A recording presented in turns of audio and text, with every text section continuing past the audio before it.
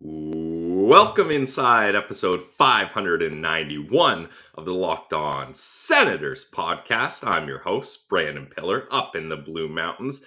Ross Levitan in Venice, Italy, somewhere on a boat as we speak. And it looks like Bob McKenzie got off his boat at the cottage to give us his final prospect rankings. So I'm going to take a look into that, what's different than other lists. And it's nice to finally see the Bob father show us some of his insight. We also have some great insight from Corey Pronman of The Athletic. We talked to him about this year's draft, get into goalies finally, Cutter Gauthier, Joakim Kemell, lots of great stuff from Corey Pronman, so stay tuned for that. And talks of Kevin Fiala intensifying according to Elliot Friedman. That could be very interesting for the Ottawa Senators. Let's get into today's episode. Here we go. Locked On Senators, your daily podcast on the Ottawa Senators. Part of the Locked On Podcast Network. Your team every day.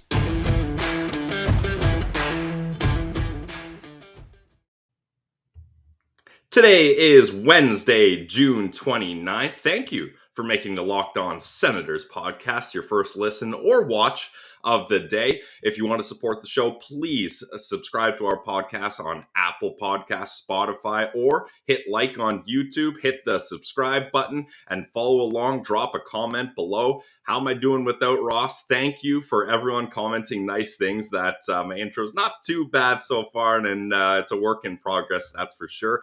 But speaking of a work in progress, Bob McKenzie has finally put out his final rankings for TSN, and I'm taking a look at them right now. The thing that pops off right away, obviously, is Shane Wright, not his number one ranked player.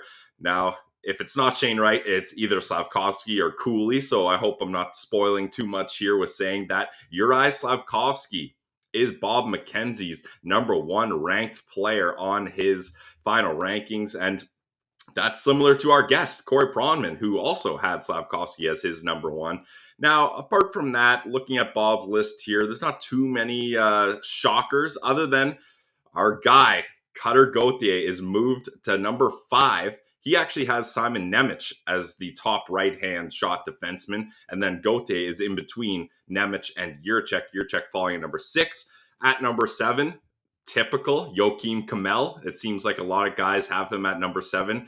Conveniently ranked number 7, and I think a lot of mock drafts have Joakim Kemell going to the Sens. Corey Pronman, another example of Kemell as a great idea to the Sens if they do decide to keep that 7th overall pick. Maybe a trade for Kevin Fiala could include a 7th overall pick. We'll get into that later, though. And just looking at the rest of Bob McKenzie's list here, some guys that probably are lower than where Ross and I have him and where other prospect analysts have him is Frank Nazar, down at 15. I would probably bump him up a little bit there. And then you got Frank Nazar right in between Yurov and Lambert, which is very funny because Yurov and Lambert, those are two guys where it's like high risk, high reward. We're not sure how things are working out. And then Frank Nazar, it seems like everybody really has a good idea of his value and what he's worth. So interesting that he's put in between those two. Of other interesting notes, we all know it's going to be Simon Nemec and David Juraj are going to be the first defenseman off the board. Who goes first and where do they go? That remains to be seen. But as far as left-hand shot defenseman goes, that's where it gets kind of interesting. Who is the top left-hand shot defenseman? And Bob McKenzie actually has Kevin Korchinski from Seattle in the dub at number 11. But right after him is Pavel Mintyukov. So I got to assume that they're pretty close in value and that it wasn't going away. Korchinski's the better player in his rankings. And then other than that, it's all fairly similar here because you've got Isaac Howard at number 20. That'd be great value. You got the Djurgården guys, Ogren and Ostlund at 21 and 22. So that's Bob's list. Go check it out at TSN. There's a lot of interesting stuff there, especially the fact that yet another great, respected person in the industry not having Shane Wright as the easy slam dunk consensus number 1 overall pick. So the Montreal Canadiens usually when you got the first overall pick, it should be an easy one, but they're going to have tough decisions to make at their home arena in Montreal for that draft on July 7th. We're getting closer and closer to that date. I'm getting so excited. And guys, you know we're not done with our draft coverage here. As I mentioned a few times, Corey Pronman from The Athletic joins us today. We get into a lot of great stuff. Finally, we get to talk about some goalies, and a goalie that I am really interested in Hugo Havlid. He mentions him and playing with his twin brother over in Sweden, so definitely stick around for that. Corey Pronman gets into the Pinto versus Greig debate. That was a hot one on Twitter when we brought it up at Sens Central. Definitely interesting to hear someone outside of the Sens sphere give their opinion on what they think there. So let's get into our interview with Corey Pronman. But before we do that, guys, gotta tell you a word from one of our favorite sponsors. It's BetOnline.net. Sure, we're in the dog days of summer.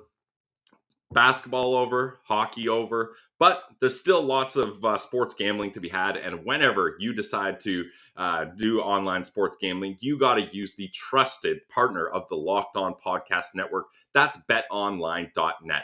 From all the latest odds, totals, player performance, props to where the next fired coach is going to land, betonline.net is your number one spot for all your sports betting needs. It's the best spot for your sports scores, podcasts, news, and updates this season. It's not just hockey and basketball, guys. You can catch golf, you got baseball odds, you got boxing, you got UFC, whatever you want, they got it at betonline.net. So head to the website today or use your mobile device to learn more about the trends or action.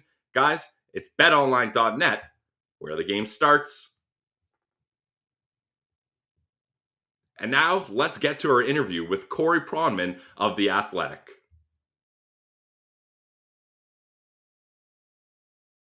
All right, we now welcome on a very, very special guest. He is pumping out content on the daily at The Athletic. He's a prospect writer and covers the NHL for them. We've been long following his work. We use it for our draft rankings. It's Corey Pronman. How are you doing today? Welcome to the show. Yeah, thank you for having me. Oh, it's our pleasure. We're really excited about this draft, obviously, covering the Senators. We've been getting used to the draft and being at the top of it. The Senators are 7th. I want to get into your mock draft in a little bit. But first, I'm curious, your overall impression this year versus, let's say, the last 5. Where would you rank this draft in terms of overall quality?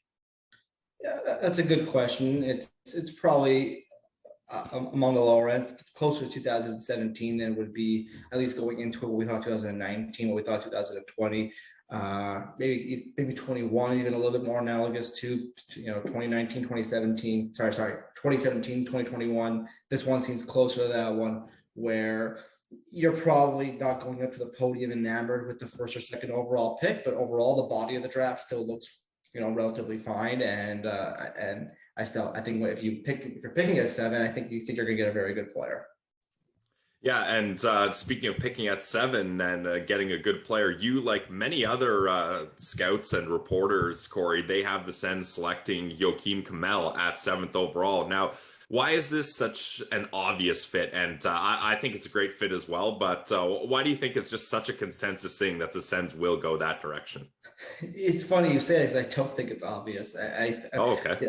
Ottawa was probably one of the teams in the top 10 I had the hardest time trying to find a fit for a player, just because I do think, Kim Kemell makes sense for what they value in terms of finding a high compete guy. He brings really legitimate skill and scoring ability.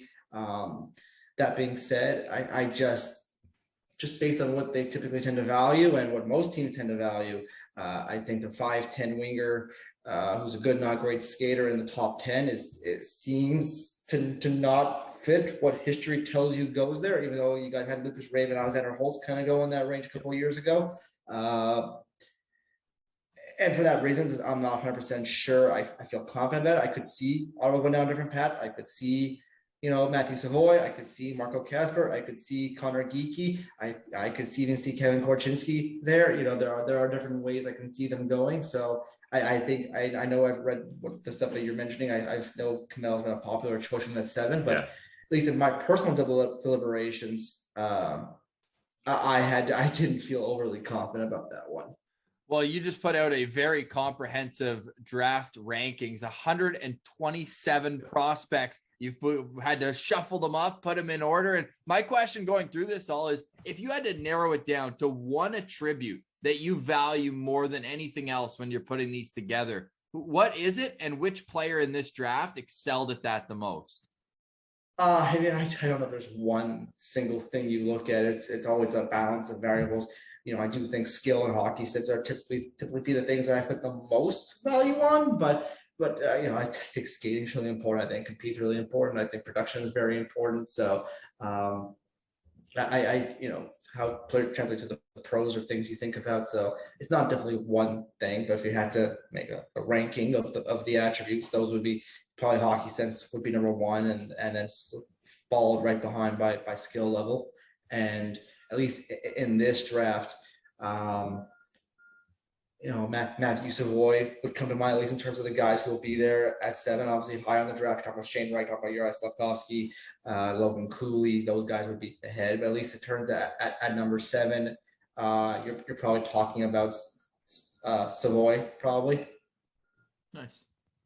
Okay, yeah, and someone that we've looked at and that we've highlighted for the Sens at 7th overall is Cutter Gauthier, and sure. he's someone that we just think really fits what the Sens like. He's a bigger, stronger guy, but the interesting thing is we're looking at it now, and the talk really seems to be that he's going to make a go at playing center, and that seems to be the big discussion lately. Now, how do you feel about that? Do you think he projects better as a center or a wing when it comes to pro level as he gets to the NHL?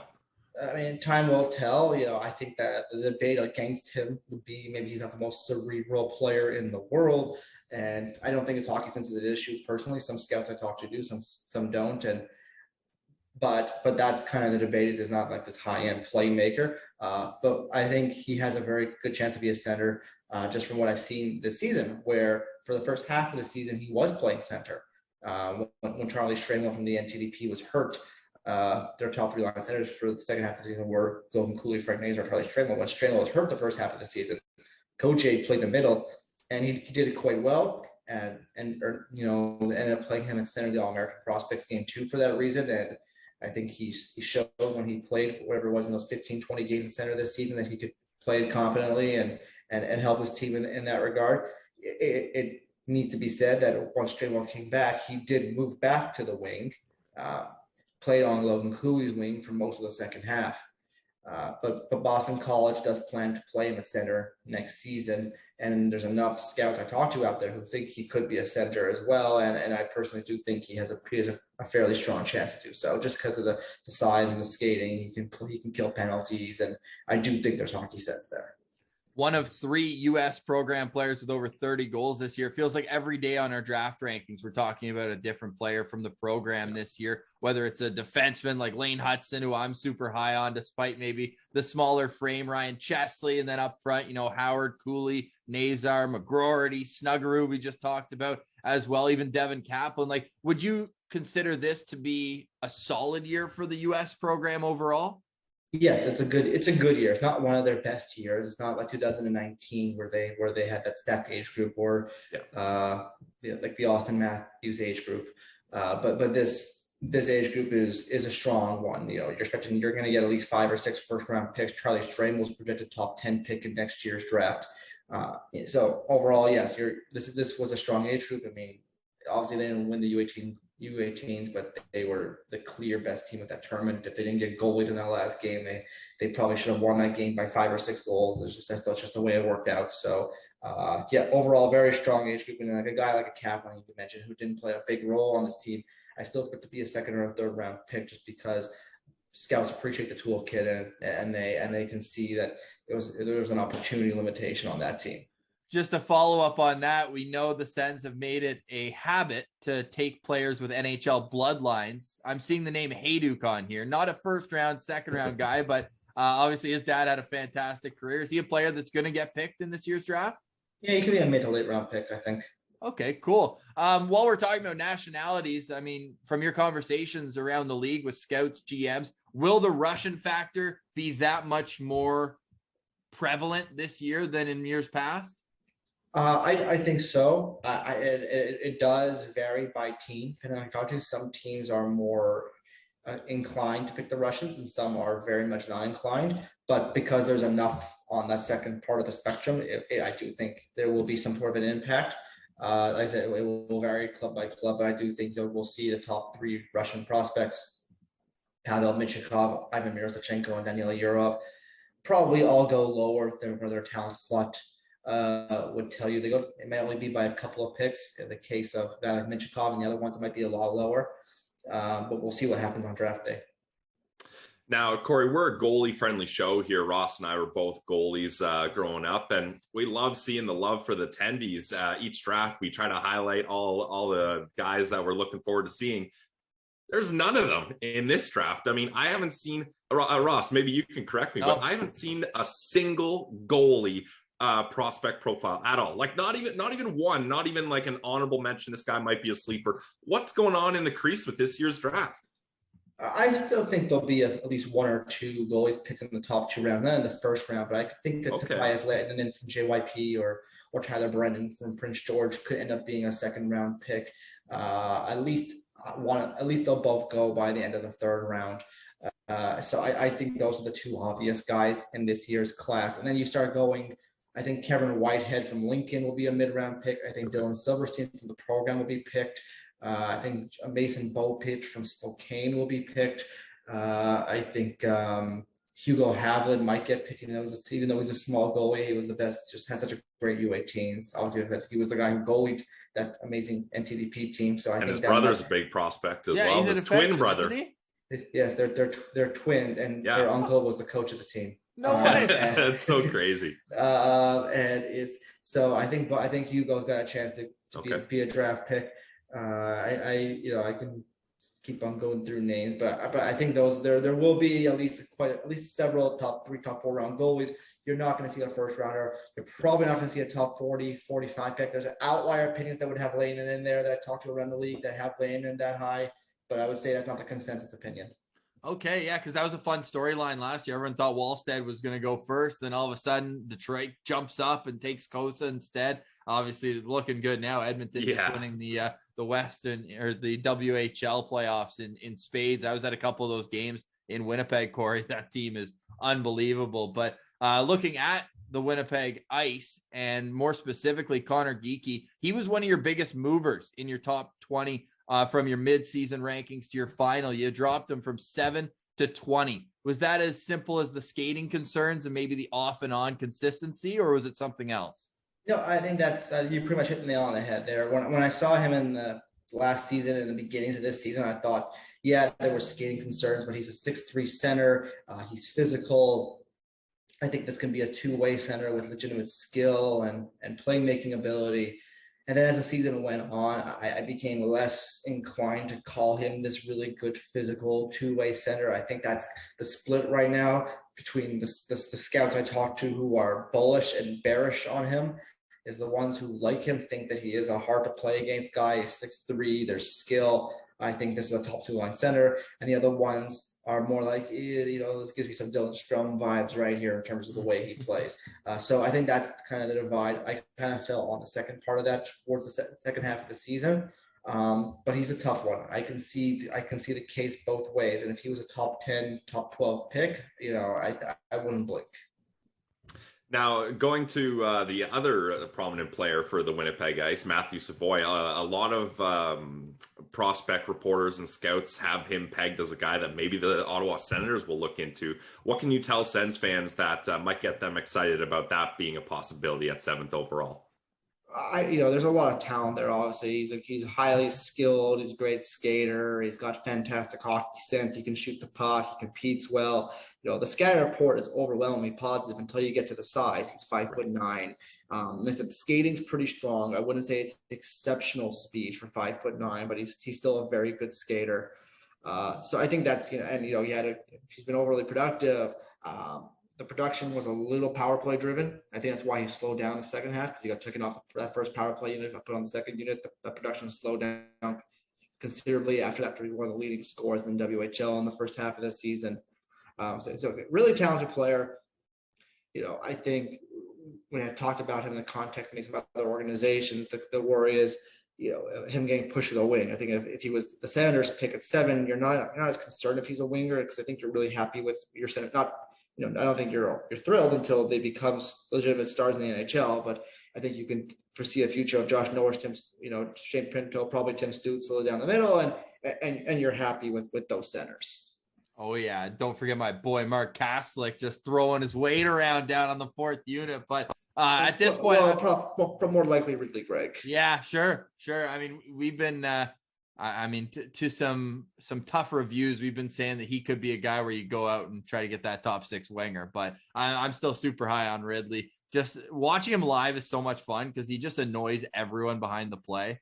Well, he's on a good team. He's a very ideal 3rd or 4th line center, and I think that's you get those options. And I know Stützle's kind of been on and off the center versus wing thing, and I think depending on how well Pinto and Greig develop, I think that will give you some flexibility with Stützle on, do you really want him down the middle, or do you just prefer him on the wing to kind of do his thing? Yeah. Oh, I'm team 100% at center. Now that, with the caveat, he probably needs a winger that can take some faceoffs for him, at least at this stage in his career. I think he's 38%, but the way he controls the play upside. Before I get back, I got 2 more draft questions for you, but I do want to ask you, since we mentioned both their names, who's higher in your mind of a potential stud in the NHL? Is it Pinto or Greig? Who do you have ahead of each other? It would be Pinto. Yes. And I really like Greig, but Pinto, based on obviously tough luck this season, but based on what he showed you in the previous season, from his collegiate career and his early NHL games, I think you have to like a lot of what he brings to the table. There's some similarities between the two of them, both being really, 6, similar size, probably Pinto's a little bit bigger, good skill, good hockey sense. They both compete well, probably Greig in a different way than Pinto, and without being both blazing skaters. But I think based on what Pinto showed as a pro and in college, I think you just have to you have to be more optimistic about his production. I was hopeful you'd say that, because it transitions beautifully into my next question. How could we go without talking about a North Dakota commit for the team that's drafted Jake Sanderson, Tyler Clevin, Shane Pinto, Jacob Bernard-Docker? So Dylan James in this draft seems like a late riser, rookie of the year in the USHL. Where do you see him fitting into the draft picture? 7th overall, or would that be even more of a stretch than Tyler Boucher? Yeah, it'll be a little stretch. I think he'll go in the 2nd or the 3rd round. He was a big part of Sioux City winning that USHL championship. Not an amazing skater for 5'10", 5'11", but he's really, good enough skater. He's really skilled. He competes well. He can score, play at both ends. Like I said, he's a good player. Probably go in the 2nd or 3rd round range. Do they have an early 3rd? They do. They have 2 thirds. They have their own and they have Boston's. Okay, so that would possibly be, if they have a late 2nd, early 3rd, that would probably be a range where you start. That would be where you start talking about that one a little bit more seriously. But yeah, unfortunately, not as many high end North Dakota commits this year. Yeah, well, Cole Spicer decommitted, right? I was excited about him too. Yeah, that wasn't really a surprise to me. Just there wasn't. He's a good player, just good junior player, probably just hard. I think it was going to be hard for him to make that lineup. Fair. Yeah, that's definitely fair. As we know, Nodak famously doesn't rebuild, they reload. So it's not easy to crack the roster in North Dakota. Now, you talked about the Sens having early 3rd round pick. They also have a late 2nd round pick, as it's Tampa Bay's 2nd round pick. But I want to focus on their own 2nd round pick, which will be at 39 overall. Do you have any sleepers or guys you think may be in a good range for the Sens to pick there? And that's final question from me, Corey. Thanks so much for giving us your time here. Yeah, I mean, what do you mean by that particularly? Like, what are you talking about for sleepers? Like guys that I would think they'll be there, guys that I like. What are particularly guys that you would like for the Sens to pick with that 39th overall? Yeah, even if they're ranked higher on your list, but maybe just from your conversations around the league, you think they could be a player that falls into that range. Yeah. Okay, those are 2 different questions, but I think. I like both the Mississauga kids. I like Luca Delba-Baluz and Owen Beck. I think both of them have chances to be available at Ross loves Owen Beck. 5-star guy. Yeah, I think he's a good player. You mentioned Lane Hudson before. I think he's a guy who has a very good chance to be there at 39. And I'd be surprised if they picked him there, to be quite honest. But I think that's a guy that I have a lot of time for. A couple of smaller wingers like Jacob Jagger Furkis, Isaac Howard, Philip Meshar. all have chances to be around there. So I think those, like I said, I think that they would be in the mix for me. Are they in the mix for Ottawa? Based on what they historically picked, maybe Howard would probably make more sense there if he was there. I guess he would, of those guys, he's probably the most likely to be gone. But 5'10" wingers who aren't burners sometimes slide. I think Beck makes a lot of sense for what they value. I think that would be a good player just because he's got two-way ability. He'll play in the middle of the wing. He's a good skater. He's got. I think there's more offense there than what he showed in terms of points this season. I think that would make a lot of sense. Awesome, Corey. We really appreciate you joining us. Everyone can go follow him on Twitter at Corey Pronman. Find his work in The Athletic alongside one of our best friends of the show, Ian Mendes. So we're always pumping you guys up at The Athletic. My final question for you, Corey. It's maybe a difficult one because there's a few names in the mix from reading your most recent articles, but we know that Simon Nemec, David Jiricek, in all likelihood, the first two defensemen off the board. If you are a general manager, who is your third defenseman off the board this year? I'm probably off the consensus from the teams I talked to, who would probably answer Kevin Korchinski from Seattle. I would take Denton Matejchuk from Moose Jaw. I just see, even though he's 5'11", and there aren't a lot of top four defensemen who are 5'11" in the NHL, and I wouldn't take him at Ottawa's pick. For that being said, I just see fantastic skating ability. I see legitimate offensive skill. I see great hockey sense. He can score goals. I think he's very active. And I think even though he is small, he defends quite well. Will he defend well in the NHL? Maybe not, just because of the frame. But I think there's a lot of offense there. But I do think obviously Korchinski and Pavel Minchikov have lots of offense too. So it would be tight between all of those three and Liam Bichsel. I think there's a separation between those guys to Jiricek and Nemec. I'm glad you mentioned Bichsel because that guy, just from watching his highlights, he's kind of like, he's got a little bit of Tyler Klevin in him, eh? Like he's always looking to make a big hit.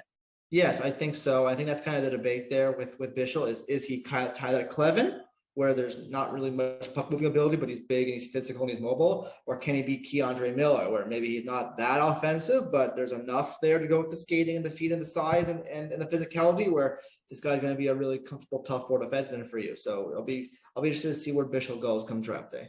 July 7th, it's coming up quick. We know that you're going to be all over it. You've already got your upside rankings. You've got your big board, your mock draft. Every angle of this draft, Corey Pronman has it covered. So go follow him on Twitter at Corey Pronman and find his work in The Athletic.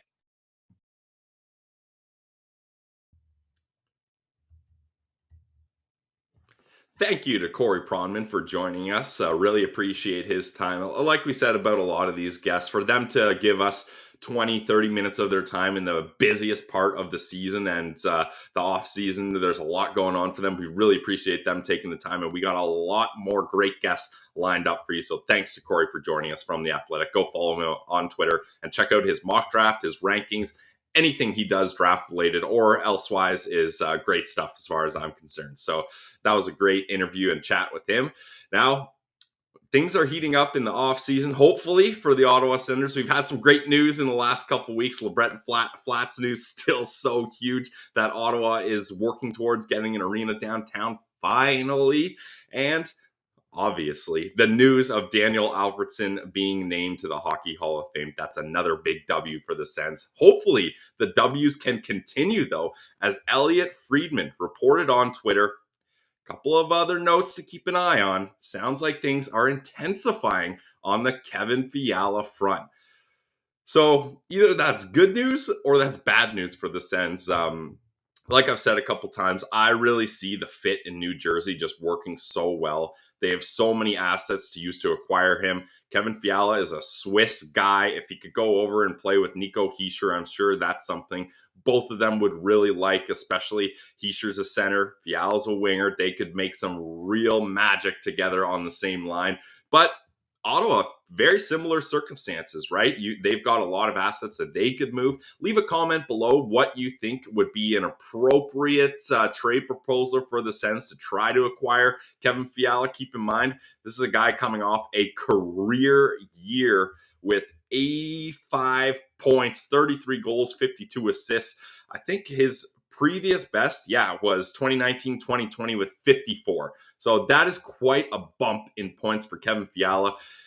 It's going to be very interesting to see what happens. We've gone over this over and over as he's probably the top trade target for the Sens. But now with Elliotte Friedman saying things are intensifying, let's hope we get some big news for the Ottawa Senators and Kevin Fiala soon, because adding a top 6 winger like that, just start thinking about him playing on a line with Tim Stützle and Drake Batherson. Oh my God, that would be so nasty. The highlights that those three could produce together would be wild. So I'm still in the camp that, hey, you got to acquire these veterans sometimes. And if it means giving up good assets, good draft picks, prospects, whatever you need to do, you need to start doing that now, because this team has core pieces in place. And guys like Josh Norris, guys that are going to be looking to sign long-term down the road, it's nice if you have some veterans also locked up as well. So I think the Kevin Fiala stuff is going to be very interesting here. Like I said, leave a comment. Let us know what you think is going to happen in the Kevin Fiala aspect of that news from Elliotte Friedman. That's all I got from me today. So thank you very much, guys, for joining me. Thank you to Corey Pronman once again for joining us, and we'll chat again tomorrow. This has been the Locked On Senators podcast, your team every day.